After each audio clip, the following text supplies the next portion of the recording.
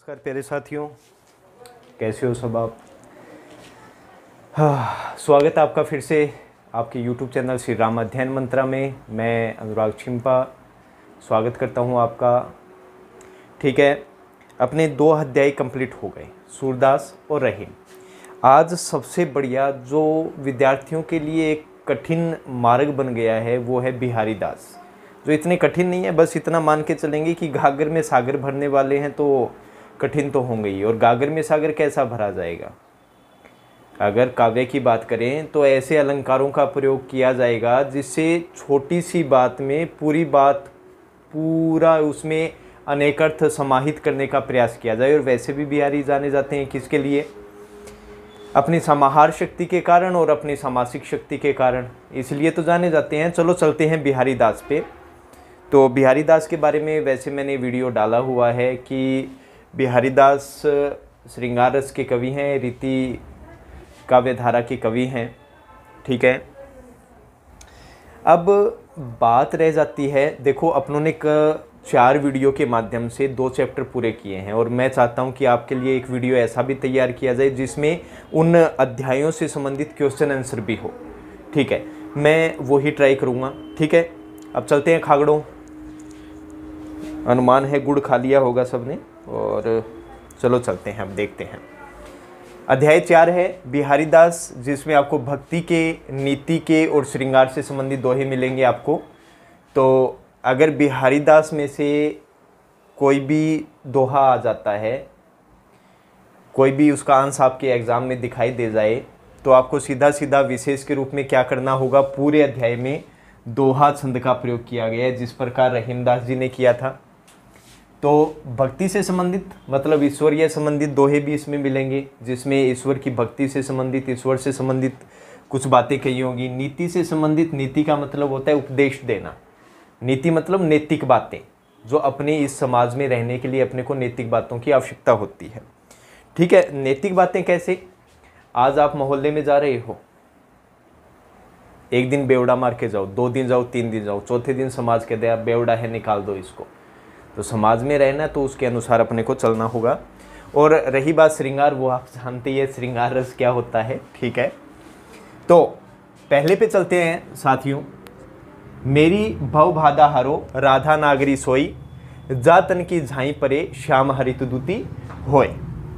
अब पहले मैं आपको अर्थ बता देता हूँ। मेरी का मतलब माई हो जाएगा, मेरी। भव का मतलब होता है सांसारिक, भव का मतलब सांसारिक। बाधा का मतलब बाधाएं हो जाएगा, बाधाएं।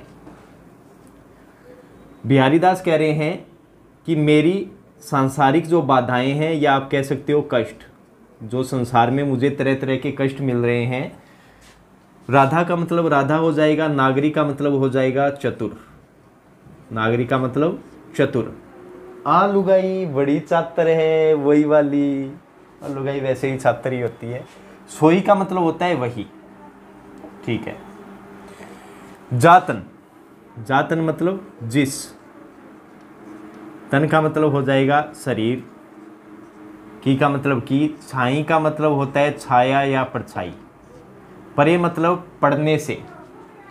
श्याम का मतलब, यहाँ देखो यहाँ श्लेष अलंकार है। कौन सा अलंकार है? श्लेष। मैं यहाँ बता देता हूँ, यहाँ श्लेष अलंकार है। श्लेष में साथियों होता क्या है कि श्लेष का शाब्दिक अर्थ होता है चिपकना। क्या अर्थ होता है? चिपकना, श्लेष का शाब्दिक। और देखो पहले जो अलंकार की आपको प्लेलिस्ट मिल जाएगी श्री राम अध्ययन मंत्रा में, आप ही के चैनल पे, तो उसमें आपको श्लेष अलंकार, सारे जितने भी अलंकार है वो आपको करवाए हुए हैं। ठीक है, मैं फिर से एक शॉर्ट रूप में इसको बता देता हूँ कि श्लेष का शाब्दिक अर्थ होता है चिपकना। ठीक है, मतलब श्लेष अलंकार में एक ऐसे शब्द का प्रयोग किया जाता है जिसके अनेक अर्थ क्या रहते हैं? चिपके हुए रहते हैं। अनेक अर्थ क्या रहते हैं? चिपके हुए रहते हैं। या आप कह सकते हो अनेकार्थी शब्दों का प्रयोग किया जाता है, या एक ऐसे शब्द का प्रयोग किया जाता है जिसके क्या होते हैं? अनेक अर्थ होते हैं। वो श्लेष अलंकार होता है। ठीक है, और श्लेष अलंकार से क्या होता है कि जो अपने काव्य या कविता है उसका अर्थ होता है वो श्लिष्ट हो जाता है। श्लिष्ट का मतलब दोहरा, दोहरा का मतलब उसके अनेक अर्थ निकलते हैं। ठीक है, बात छोटी सी लेकिन उसका अर्थ क्या होता है, बड़ा गंभीर रहता है। महावीर प्रसाद द्विवेदी ने कहा भी है बिहारी दास जी के बारे में कि सतसैया, सतसैया क्योंकि ये बिहारी दास की सतसैया 700 दोहों का समूह है, कि सतसैया के दोहरे, दोहरे मतलब दोहे, सतसैया के दोहरे जो नावक के तीर, नावक यहाँ पे है मधुमक्खी, कि मधुमक्खी के डंक की तरह हैं, देखन में छोटे लगे घाव करे गंभीर। हालांकि वो छोटे होते हैं लेकिन खा गिरा बड़त लाग गिरा करते हैं कि नहीं करते, वही चीज़ यहाँ है। ठीक है ना, तो छोटी सी बात के अंदर पूरा भाव दे देना वो सलेस अलंकार होता है। सलेस यहाँ पे कैसे आया है, एक तो श्याम में आया है, श्याम का अर्थ होता है श्री कृष्ण, एक तो श्याम का अर्थ क्या हो गया, श्री कृष्ण, और दूसरा अर्थ क्या हो गया श्याम का, पाप। क्योंकि देखो पाप क्यों अर्थ हुआ यहाँ पे, श्याम यहाँ श्री कृष्ण हो गई, और श्याम कैसे रंग के है, सांवले रंग के, और पाप का रंग कौन सा प्रतीक होता है, काला रंग होता है ना। अब किसी को अपमानित करना हो तो काले झंडों का प्रयोग करते हैं कि काले झंडे लेकर पहुंच गए। ठीक है, किसी को अपमानित करना हो तो काला मुंह कर देते हैं। ठीक है ना, तो पाप का दूसरा अर्थ क्या होता है, श्याम का दूसरा अर्थ पाप हो जाएगा। फिर देखो हरित दूती, हरित दूती के वैसे तो दो अर्थ आप मान लीजिए बहुत है, लेकिन 3 अर्थ भी होते हैं। हरित दूती का श्री कृष्ण के अर्थ में क्या हो जाएगा, हरे भरे, या क्या हो जाएगा, प्रसन्न, हरे भरे या प्रसन्न। ठीक है, और पाप के अर्थ में क्या हो जाएगा, प्रभावहीन, पाप के अर्थ में क्या हो जाएगा, प्रभावहीन। ठीक है, दूती का अर्थ कांति भी होता है, हरित का मतलब हरा रंग हो जाएगा। ठीक है, तो अब मैं इस पूरे को बता देता हूं सलेस अलंकार के माध्यम से। तो सबसे पहले बिहारी दास क्या कह रहे हैं कि अरे चतुर राधा, अरे चतुर राधा, आप मेरी सांसारिक बाधाओं का या सांसारिक कष्टों का क्या कर लीजिए, हरो मतलब हरण कर लीजिए। आप वही है जिसके शरीर की छाया मात्र परे मतलब पड़ने से श्री कृष्ण हरे भरे या प्रसन्न वही मतलब हो जाते हैं। एक तो ये अर्थ हो गया, अगर आपके आ जाए पेपर में तो एक अर्थ तो आप ये लिख दोगे, फिर आप नीचे दूसरे अर्थ में लिखोगे कि सलेस अर्थ में, दूसरा अर्थ क्या लिखोगे, सलेस अर्थ में क्या होगा। बिहारी दास कह रहे हैं कि अरे चतुर राधा, आप मेरी सांसारिक बाधाएं या सांसारिक कष्टों का क्या कर लीजिए, हरण कर लीजिए, क्योंकि आप वही है जिसके शरीर की छाया मात्र पड़ने से व्यक्ति के पाप क्या हो जाते हैं, प्रभावहीन हो जाते हैं। ठीक है, तीसरा अर्थ भी इसका होता है। तीसरे अर्थ में पहली पंक्ति का तो सेम रह जाएगा, दूसरा क्या हो जाएगा कि आप वही हैं जिसके सुनहले, क्योंकि महिलाएं कैसी होती हैं, धोल धप हो है, धोड़ी और लगाओगे फेरन लवली ले, ये चेपड़ दी ले, वो सफेद होती है। तो वो कह रहे हैं कि अरे राधा, आपके सुनहले शरीर की छाया मात्र पड़ने से जो श्याम नीले रंग के होते हैं वो क्या हो जाते हैं, हरी कांति वाले हो जाते हैं। और ये फैक्ट भी है मित्रों, ये फैक्ट भी है, जब आप नीले रंग में सफेद रंग मिलाएंगे तो वो हरे रंग का हो जाता है। तो इसमें आप काव्यलिंग अलंकार भी कर सकते हो। कौन सा अलंकार, काव्यलिंग। ठीक है, जहां पे कारण सहित कोई बात कही गई हो, यहाँ पे कारण भी है क्योंकि वास्तव में ये चीज होती है। ठीक है, लेकिन आप तो यहां तक सीमित रहिए। सलेस अलंकार आप इसमें कर सकते हो, पहली बात। ठीक है, दूसरी बात, इसमें 2 अर्थ मैंने आपको बता दिए। अगर बिहारी दास में से कुछ भी आ जाए तो आपको पहली बात क्या कर देना है, विशेष में दोहा छंद का प्रयोग किया गया है, दोहा छंद का प्रयोग। ठीक है, दूसरा ब्रज भाषा का प्रयोग। कौन सी भाषा का, ब्रज भाषा का प्रयोग। ये तो सब में कॉमन रखनी है आपको, अलंकार आपको बता दिया। ठीक है, और इसके अलावा आप क्या कर सकते हो इसके अंदर, हाँ, क्योंकि ऊपर लिखा है भक्ति नीति और श्रृंगार के दोहे। अब बताओ इसमें ईश्वर का नाम आया कि नहीं आया। ईश्वर का नाम आते ही आप क्या कर दोगे, भक्ति से संबंधित दोहा कर दोगे। ठीक है, ये आपका पहला हो गया, क्लियर है। ठीक है, अब चलते हैं दूसरे पे। साथियों ध्यान से समझ लेना, बड़े प्रेम से समझा रहा हूं क्योंकि थोड़ा कठिन है, इसलिए आपको बार बार बता रहा हूं। यहाँ सलेस अलंकार इसमें हो जाएगा। ठीक है, अब चलते आगे। तोपर वारो उर्वशी, तोपर वारो उर्वशी सुनी राधी के सुजान, तू मोहन के उर्वशी हावे उर्वशी समान। ठीक है, अब यहाँ पे तो उर्वशी उर्वशी उर्वशी उर्वशी आ गया बस। ठीक है, तो मतलब अब यहाँ पे कौन सा अलंकार आएगा? देखो यमक अलंकार आएगा। क्यों आएगा मैं वो समझा दूंगा आपको, वैसे आपको बताया हुआ है, प्लेलिस्ट में आपको अलंकार मिल जाएंगे। तो पहले अर्थ समझ लीजिए। तोपर, तोपर मतलब आप पर, वारो मतलब न्योछावर, वारो मतलब न्योछावर, उर्वशी ये पहला उर्वशी आया है, ये पहला उर्वशी आया है। उर्वशी इसका अर्थ क्या हो जाएगा? उर्वशी, इसका अर्थ क्या हो जाएगा? उर्वशी। ठीक है, ये सुनी है। तो आप पर न्योछावर, उर्वशी का मतलब उर्वशी, सुनी मतलब सुनो, राधिके मतलब राधा, सुजान का मतलब फिर से क्या आ जाएगा? चतुर। क्या आ जाएगा? चतुर। तू मोहन के, तू मतलब आप, मोहन का मतलब मन को मोह लेने वाले कौन होते हैं? श्री कृष्ण, जो सबके मन को क्या कर लेते हैं? मोह लेते हैं। क्या है वो? श्री कृष्ण। उर्वशी, उर्वशी में क्या आ जाएगा? हृदय में बसी हुई हो, हृदय में बसी हुई हो। हवे मतलब होकर, उर्वशी ये एक आभूषण होता है साथियों, ये क्या होता है? एक आभूषण होता है जो अत्यंत सुंदर रखता है और हृदय के समीप रहता है, दिल के समीप रहता है तो बड़ा अच्छा माना जाता है। समान का मतलब क्या हो जाएगा? समान हो जाएगा।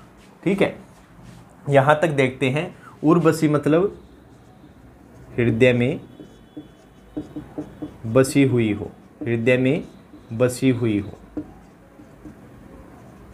और जो साथियों मैं आपको ये व्याख्या बता रहा हूं, वो व्याख्या बता रहा हूं मैं बिहारी रत्नाकर, जिसका संपादन किया है बाबू श्री जगन्नाथ दास रत्नाकर ने, इनका संपादन किया है, जो ऑथेंटिक बुक है। कुछ किताबों में अलग दिया हुआ है, लेकिन जो बता रहा हूँ वो एकदम सही है आपके लिए। ठीक है, अब पूरे का देख लेते हैं। पहले यमक समझ लेते हैं। यमक क्या होता है? यमक में साथियों क्या होता है? एक जैसे बहुत सारे शब्द आते हैं, अनेक शब्द आते हैं, लेकिन अर्थ उनका प्रत्येक बार क्या रहता है? अलग अलग रहता है। सलेस से थोड़ा अलग, सलेस में शब्द आता है उसके अनेक अर्थ रहते हैं, जबकि यमक में बहुत सारे शब्द एक जैसे आते हैं और अर्थ उनका प्रत्येक बार अलग रहता है। जैसे इसमें आए देखो, उर्वशी उर्वशी उर्वशी एक जैसे शब्द आ गए, लेकिन अर्थ उनका प्रत्येक बार क्या रह रहा है? भिन्न। प्रथम उर्वशी का अर्थ क्या हो गया? उर्वशी। दूसरे उर्वशी का अर्थ क्या हो गया? हृदय में बसी हुई। और तीसरे उर्वशी का अर्थ क्या हो गया? आभूषण। तो शब्द एक जैसे हैं, लेकिन अर्थ उनका क्या हो रहा है? अलग अलग हो रहा है। अगर आपको लिखना हो विशेष में तो आप कैसे लिखोगे कि इस दोहे में उर्वशी शब्द है वो 3 बार आया है, 3 बार आप उर्वशी लिख दोगे और तीनों बार इसका क्या है? अर्थ अलग अलग है, इसलिए इसमें कौन सा अलंकार है? यमक अलंकार है। हो सकता है आपके अलंकारों में भी ये पूछ ले। बड़े बढ़िया उदाहरण है साथियों, प्रतियोगी परीक्षाओं में भी काम आते हैं और आपके भी हमेशा काम आते रहेंगे। तो पूरे का सुन लीजिए। बिहारी दास जी क्या कह रहे हैं कि अरे चतुर राधे सुनो, मैं आपके ऊपर स्वर्ग की सबसे सुंदर अप्सरा उर्वशी को भी क्या करता हूं? न्योछावर करता हूं। क्यों? क्योंकि आप सबके मन को मोह लेने वाले श्री कृष्ण के हृदय में किसके समान बसी हुई हो? आभूषण के, उर्वशी नाम के आभूषण के समान बसी हुई हो। ये आपका क्या हो गया? संपूर्ण अर्थ हो गया। यमक अलंकार मैंने आपको बता दिया, आप सीधे सीधे इसमें यमक अलंकार कर दोगे। अब देखो साथियों, इसमें अंत्यानुप्रास भी है। मैं बार बार अंत्यानुप्रास आपको बता चुका हूं। अंतिम देखो, सुजान समान दोनों एक जैसे लग रहे हैं। आपको सिर्फ अंतिम दो स्वर बीच के व्यंजन से ही देखना है। जा के अंदर कौन सा है? आ है। ठीक है, मैंने आ लिख दिया। ठीक है, फिर न के अंदर ए है और बीच का व्यंजन क्या बच गया? न।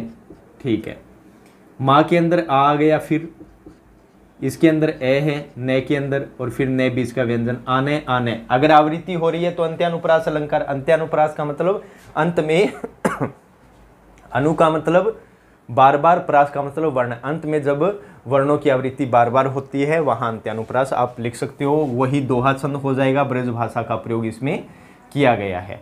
यहां तक क्लियर हुआ। अब चलते हैं नंबर 3 पे। ये भी किससे संबंधित है? भक्ति से संबंधित है। ये भी किससे है? भक्ति से संबंधित है। ये भी भक्ति से संबंधित होगा साथियों, क्योंकि जहां ईश्वर का नाम आ जाए वहां भक्ति संबंधित हो जाएगा, और ये सबसे इंपॉर्टेंट है। अब आगे क्या कह रहे हैं? बंधु भय। बंधु का मतलब वैसे तो क्या होता है? भाई होता है, लेकिन ईश्वर तो ईश्वर ही होता है, वो भाई माता पिता सबके समान होता है। भाई, बंधु का अर्थ क्या हो जाएगा? भाई। भय मतलब हो गए। का मतलब क्या?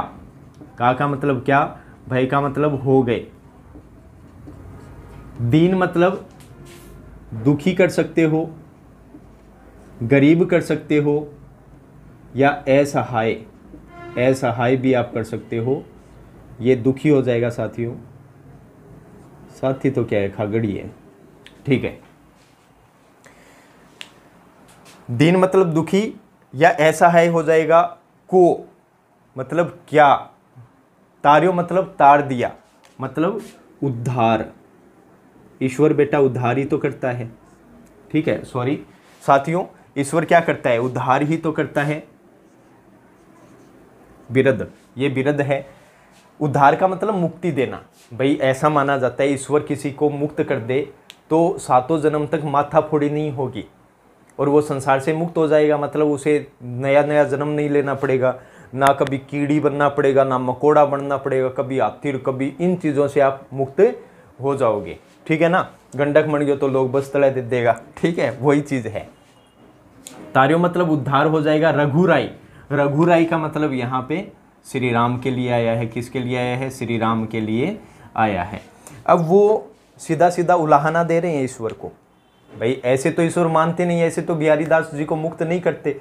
अब वो सीधे सीधे इमोशनल अत्याचार कर रहे हैं। वो क्या कह रहे हैं कि हे श्री राम, आपने कुछ लोगों का उद्धार मतलब कुछ लोगों को मुक्त क्या कर दिया? क्या आप उन दुखी या असहाय लोगों के ईश्वर हो गए क्या? भाई हो गए क्या? एक बार फिर देख लीजिए। हे श्री राम, आपने कुछ एक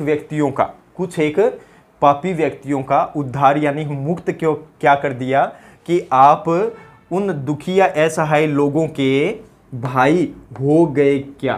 ठीक है, जो आप क्या कर रहे हो? टूठे मतलब प्रसन्न होकर। टूठे मतलब प्रसन्न होकर। फिरत मतलब घूमना। हो का मतलब घूम रहे हो। झूठे मतलब झूठा हो जाएगा। बिरद का मतलब यश। कहाई मतलब कहलवाकर। यश कहलवाकर। तो अब पूरे का समझ लीजिए एक बार कि हे श्री राम, आपने कुछ एक लोगों को मुक्त क्या कर दिया? तो आप उन दुखी असहाय लोगों के भाई हो गए क्या? ईश्वर हो गए क्या? आप मुझ जैसे पापियों को उद्धार करके दिखाओ, तब तो मैं जानूं आप बड़े हो जाओगे ईश्वर। तो अब आगे वो बिहारी दास क्या कह रहे हैं कि आपने कुछ लोगों का उद्धार क्या कर दिया? मुक्त क्या कर दिया? जो आप दुखी असहाय लोगों के क्या हो गए? ईश्वर हो गए। जो आप क्या कर रहे हो? अपना झूठा यश कहलवाकर, इस संसार में अपना झूठा यश कहलवाकर प्रसन्न होकर क्या कर रहे हो? घूम रहे हो। कुछ थोड़े से लोगों को उद्धार करने से कुछ नहीं होता, मेरे जैसे पापियों का उद्धार कीजिए। ठीक है ना? ये हो गया आपका। इसमें टूठे हैं, इसके अंदर कौन सा अलंकार आ जाएगा? पुनरुक्ति प्रकाश अलंकार आ जाएगा। पुनरुक्ति प्रकाश अलंकार, जहाँ एक जैसे शब्द आ जाए, अर्थ प्रत्येक बार एक जैसा रहे वहां पर। ठीक है। झूठे का मतलब झूठा, बिरद मतलब यश, कि आप झूठा इस संसार में झूठा यश कहलाकर ऐसे ही प्रसन्न होकर घूम रहे हो। नेक्स्ट चलते हैं। चौथा, ये भक्ति से संबंधित ही है। अब चौथा देखते हैं कि कब को टेरतु दीन रट होत न श्याम सहाई, तुमहु लागी जगत गुरु जग नायक जग बाई। बाई मतलब बाई बाई मतलब होता है हवा। देखो अब कब को मतलब कब से। टेरतु का मतलब होता है पुकार रहा हूं। टेरतु मतलब पुकारना। दीन रट मतलब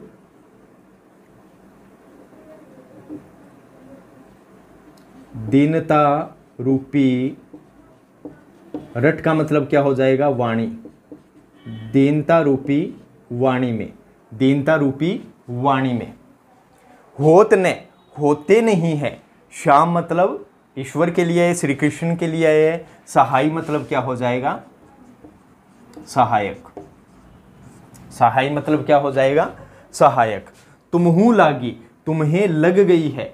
जगत गुरु, जगत गुरु मतलब जगत का मतलब संसार हो जाएगा, गुरु का मतलब ज्ञान देने वाले, इस संसार को ज्ञान देने वाले। जग नायक, जग का मतलब संसार को, नायक मतलब नेतृत्व करने वाले, या कह सकते हो नायक। जैसे एक सेनापति होता है ना सेना का, तो उसके पीछे पीछे सेना चलती रहती है। इसी प्रकार ईश्वर भी संसार का क्या है? नेतृत्व करता है, नायक है उसका, और संसार उसके पीछे पीछे चलता है। जग मतलब संसार हो जाएगा, बाई मतलब हो जाएगा हवा। अब पूरे का देख लेते हैं। बिहारी दास कह रहे हैं कि हे श्री कृष्ण, मैं कितने समय से, कब को मतलब कितने समय से, कितनी अवधि से आपको दीनता रूपी वाणी से पुकार रहा हूं, लेकिन आप मेरे बिल्कुल भी सहायक नहीं होते हैं, आप मेरी सुनते ही नहीं है। मुझे तो लगता है, तुम्हें लागी, मुझे तो लगता है आपको इस संसार को ज्ञान देने वाले गुरुओं की तरह, इस संसार का नेतृत्व नायक करने वाले जो नेता लोग होते हैं उनकी तरह इस संसार की हवा लग गई है, जिससे आप मेरी बात सुनते ही नहीं हो। ठीक है, ये हो गया चौथा। अब इसमें देखो सहाई बाई आया है, वही अंतिम दो स्वर देखेंगे तो क्या हो जाएगा? इसमें अंत्यानुप्रास अलंकार हो जाएगा। और ये भी किससे संबंधित है? भक्ति से संबंधित है। दोहा छंद का प्रयोग किया गया है, ब्रज भाषा का इसमें प्रयोग किया गया है। ठीक है, जयवर्ण की आवृत्ति से क्या हो गया है? इसमें अनुप्रास अलंकार आ गया है। अब चलते हैं पांचवें पे। पांचवा क्या है? ये जोरदार है, मजा आ जाएगा इसमें। पांचवा, इसमें एक नया अलंकार देखने को मिलेगा जो आपके अब सिलेबस से हट गया है। उसका नाम क्या है? विरोधाभास। पहले आपको समझा देता हूं विरोधाभास होता क्या है। देखो, विरोध का मतलब, विरोध संधि विच्छेद करेंगे तो विरोध और आभास, जहां पर विरोध का आभास मात्र हो, मतलब आपको लगता हो कि यहां पे विरोध है लेकिन वास्तव में वहां विरोध नहीं होता। अगर इसी विरोधाभास की काव्य में बात करें तो आपको जब पढ़ोगे तब तो ऐसा लगेगा कि यार ऐसे कैसे हो सकता है, अब आपको आभास होगा। लेकिन जब आप उसको पढ़कर उसका अर्थ जान लोगे तो आपका जो विरोध का आभास हो रहा है वो विरोध पूरी तरीके से हट जाएगा। जैसे उदाहरण के लिए देखो, सुधी आए और सुधी जाए, अगर इसको अपने पढ़ रहे हैं तो अपने को विरोध होगा कि शुद्धि आए शुद्धि जाए, है कि लफड़ो, कि सिद्धि जाए सिद्धि आए, मन तो लागे भूतनी है। और याद रखना, जब रात को छम छम छमा छम छम छम छम छमा छम छम की ध्वनि आए, वहां से दौड़ लो, हो सकता है भूतनी। और भूतनी को भूतनी कहना साथियों, क्योंकि चुड़ैल कह दिया तो चिढ़ जाएगी। देखो, एक तो कहे चुड़ैल, कितना बुरा है, एक है प्यारी भूतनी जी, डियर भूतनी, वो छोड़ देगी आपको। ठीक है ना? तो देखो, अब इसका अर्थ समझते हैं। सुधी आए, एक नायिका कह रही है कि जब मुझे मेरे नायक की सुधी मतलब याद आती है, क्या आती है? याद आती है, क्योंकि वो बाहर गया हुआ है। जब मुझे उसकी याद आई मतलब आती है, तो सुधी, सुधी मतलब शरीर की शुद्ध बुद्ध, शरीर की शुद्ध बुद्ध क्या हो जाती है? सुधी जाए, जाए होगा साथियों, यहाँ शुद्ध बुद्ध क्या होती है? चली जाती है। होता भी है साथियों। अब किसी को किसी की याद आती है जो अपने पास नहीं है, तो अपने कहते हैं हाँ सीती गिमा सही कहती, वो तो गयो और अब के करा, यहाँ करके आपने याद आने लग जाए। ठीक है, तो ये विरोधाभास हो गया। ठीक है, इसमें भी देखने को मिलेगा। देखो, मैं आपको समझा देता हूँ। या मतलब इस, या का मतलब क्या हो जाएगा? इस। अनुरागी का मतलब होता है अनुरागी, प्रेमी। चित्त का मतलब होता है हृदय, चित्त का मतलब क्या होता है? हृदय। की का मतलब की। गति का मतलब होता है स्वभाव, गति का मतलब स्वभाव। समझे, समझे मतलब समझता, समझना। नहीं का मतलब नहीं हो जाएगा, कोई का मतलब कोई हो जाएगा। ठीक है, ज्यों ज्यों, जैसे जैसे, जो जो मतलब जैसे जैसे। यहाँ पुनरुक्ति अलंकार आया है साथियों, वापस पुनरुक्ति प्रकाश अलंकार, क्योंकि एक शब्द दो बार आ गया, अर्थ एक बार वैसा का वैसा है, तो पुनरुक्ति प्रकाश अलंकार आया है यहाँ पर। जैसे जैसे बूढ़े, बूढ़े मतलब डेफ और डूबता है, बूढ़े मतलब डूबना होता है, क्या होता है, डूबना। श्याम रंग, श्याम रंग का मतलब क्या हो जाएगा, श्री कृष्ण। यहाँ पे साथियों सलेस अलंकार भी कर लेना। श्याम रंग मतलब श्री कृष्ण का रंग, का भक्ति का रंग, भक्ति का रंग। त्यों त्यों, फिर पुनरुक्ति प्रकाश अलंकार आया है, इसका अर्थ हो जाएगा वैसे वैसे। क्या अर्थ हो जाएगा, वैसे वैसे। ठीक है। उज्जलू का मतलब उज्ज्वल, उज्जलू का मतलब उज्ज्वल, होई मतलब होता है। यहाँ पे सलेस हो जाएगा, कैसे हो जाएगा, एक तो श्याम रंग हो गया श्री कृष्ण के भक्ति का रंग, श्री कृष्ण के भक्ति का रंग, और दूसरा अर्थ क्या हो जाएगा, सांवला। अब देखो इसमें विरोधाभास क्या है, देखो साथियों मैंने आपको सबसे पहले बता दिया, इसका अर्थ बता दिया, एक बार मान के चलिए आपको इसका अर्थ पता नहीं है, ठीक है, तो आप सीधे सीधे पढ़ रहे हो कि या अनुरागी चित्त की गति समझे नहीं कोई, ज्यों ज्यों बूढ़ी श्याम रंग त्यों त्यों उजलू होई। अब श्याम रंग कौन सा रंग होता है, काला रंग होता है कि नहीं होता श्याम रंग, काला रंग। तो काले रंग में कोई चीज़ डूब रही है तो वो उजलू, उज्जवल हो रही है, ऐसा बिहारी दास कह रहे हैं। ठीक है, आप एक बात सोच के देखिए, काले रंग में सफ़ेद चीज़ कोई डुबोगे तो क्या वो सफ़ेद होती है या काली होती है, काली रहेगी, लेकिन ये कह रहे हैं उज्जवल हो जाती है। और कौन से रंग में, काले रंग में डूबने से। ठीक है, लेकिन जब इसका अर्थ समझेंगे तब अपना जो विरोध है वो हट जाएगा। कैसे, बिहारी दास जी कह रहे हैं कि इस मेरे इस प्रेमी हृदय की गति को आज तक कोई समझने वाला नहीं मिला है, इसके स्वभाव को आज तक कोई समझ नहीं पाया है। क्यों, क्योंकि जैसे जैसे ये श्याम रंग श्री कृष्ण के भक्ति के रंग में, यहाँ पे काला रंग अपने नहीं लेंगे, यहाँ पे श्री कृष्ण के भक्ति के रंग में जैसे जैसे वो डूबता जाता है वैसे वैसे वो क्या होता रहता है, उज्जवल होता रहता है, या प्रकाशित होता रहता है, प्रकाशित होता रहता है। ये चीज़ यहाँ आ जाएगी तो आपका विरोध हट जाएगा। हाँ भाई, किसी के भक्ति के रस में डूबेंगे तो अपना हृदय तो प्रकाशमान होगा, अपने को ज्ञान मिलेगा, तो वो चीज़ है। तो इसमें आप कौन सा अलंकार कर सकते हो, विरोधाभास अलंकार कर सकते हो, पुनरुक्ति प्रकाश अलंकार कर सकते हो, कोई होई में अंत्यानुप्रास अलंकार कर सकते हो। अंत्यानुप्रास और किससे संबंधित है, ईश्वर का नाम आया है तो किससे संबंधित, भक्ति से संबंधित। ब्रज भाषा का यहाँ प्रयोग कर सकते हो, ब्रज भाषा का। और क्या कर सकते हो, इसके अलावा दोहा छंद का प्रयोग हो गया इसमें। ठीक है साथियों, ये हो गए आपके बिहारी दास के 5 दोहे, और मैं मानता हूँ आपको अच्छे से समझ में आए होंगे। ठीक है साथियों, आज का जो वीडियो रहा वो अच्छे से समझाने में गया है, और आज के लिए मैं मानता हूँ 5 दोहे आप कर लीजिए, इतना काफ़ी है। नेक्स्ट वीडियो में अपने 5 दोहे और कर लेंगे, क्योंकि फिर वीडियो लंबा हो जाएगा और आपके समझ में भी नहीं आएगा। आप इन 500 को बड़े अच्छे से कर लेना, क्योंकि मैं आपको इसके बारे में हर एक चीज़ बता चुका हूँ। फिर भी साहित्य वाले हैं उनके लिए भी मैं आपको बता देता हूँ कि दोहा छंद क्या होता है। देखो साथियों, दोहा छंद के बारे में जब वीडियो चल ही रहा है तो दोहा छंद के बारे में बता देता हूँ। दोहा छंद क्या होता है साथियों, एक दोहा छंद होता है, छंद अपने आप में एक परिपाटी में बंधे होते हैं। अगर उस परिपाटी का आप पालन नहीं करते हो तो वो पूरा दोहा आपका खराब हो जाता है। मैं आपको बता देता हूँ, दोहा छंद में 4 चरण होते हैं। मैं पहले भी चर्चा कर चुका हूँ, कितने चरण होते हैं, 4। देखो पहले में ही देख लो, एक चरण हो गया, यहाँ क्या आ गया, अल्प विराम आ गया, फिर दूसरा चरण शुरू हो गया 2, फिर तीसरा ये चल रहा है, यहाँ तक खत्म हो गया, और ये फिर चौथा चरण हो गया। अल्प विराम को यति कहते हैं। ठीक है, अब ऐसे ही दोहा छंद में 4 चरण होते हैं। 1 नंबर, 2 नंबर, 3 नंबर, 4 नंबर।